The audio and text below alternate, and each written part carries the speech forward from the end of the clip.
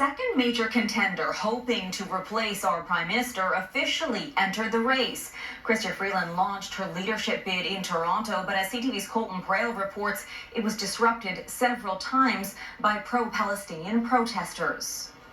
I am so glad to be here at the St. Albans Boys and Girls Club today. At the launch of her Liberal leadership campaign, Chrystia Freeland could hardly get a word in.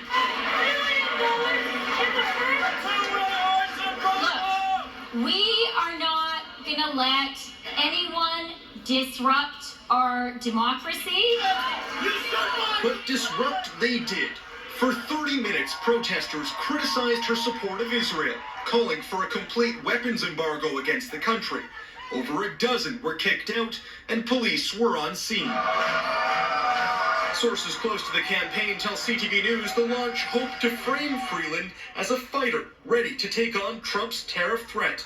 If I am Prime Minister, Canada will never back down. Her decision to lean into that and really frame her candidacy as fighting for Canada, I think is really clear and is one that allows her not to necessarily talk about her experience in the Trudeau government. But Freeland is backing away from some Trudeau policies, like the consumer carbon tax. At another Liberal launch today, a very different answer.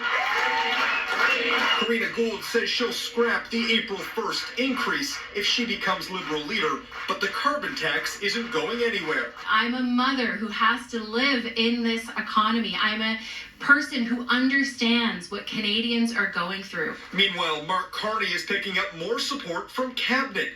This weekend, 3 Liberal ministers announced they're backing the former banker, including Melanie Joly. I think there's a lot of affection and a lot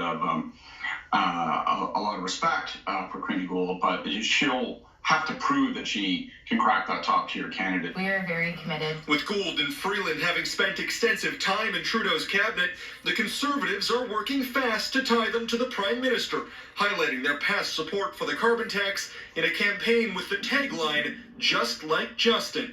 Now focus shifts to Washington and Donald Trump's inauguration tomorrow, where whether he acts on his tariff threat will be a main focus of the Liberal leadership race. Heather. Colton, thank you.